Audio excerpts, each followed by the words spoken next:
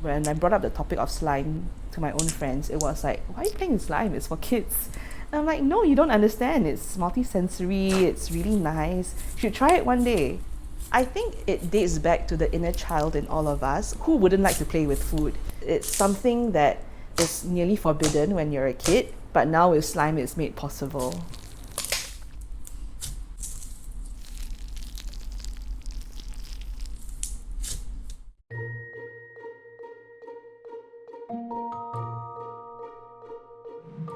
Amelia Tang, mother of two, founded Quaint Candy, an online business featuring slime creations with intricate designs, often inspired by her childhood growing up in Singapore.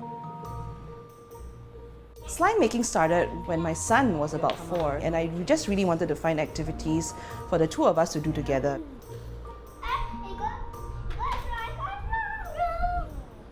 Dark blue? I think more blue. The funny story about how Quaint Candy became a business was that I was way more into the ASMR and the sensory feel of the slime than my kids were. I was the one who was a little bit like a mad scientist trying to make slime to get the exact texture of what I imagined it to feel like. So the result of that was that there was way more slime than we actually needed as a family. Amelia found a community of slime lovers on Instagram and started showcasing her creations through ASMR videos, where she would destroy her slime creations in front of the camera. ASMR is often described as a relaxing and pleasant tingling sensation, most commonly triggered by a specific auditory or visual stimuli, and in recent years have become a phenomenon on YouTube.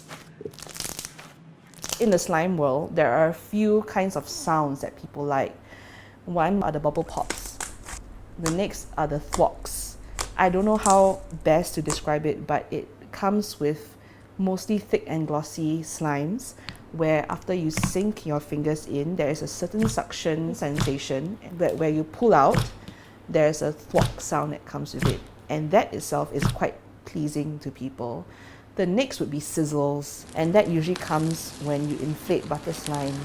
And then there are also crunches.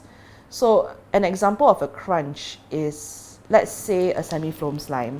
When it has like a nice layer of all the foam bits on top, it kind of forms like a layer where you press down, it'll be a very crunchy sound. So with every product, I do try and incorporate every kind of sound in. Nostalgia is a very big part of what inspires me especially. Every year there are 2 occasions where I really try to make very locally inspired pieces, and that's Chinese New Year and National Day.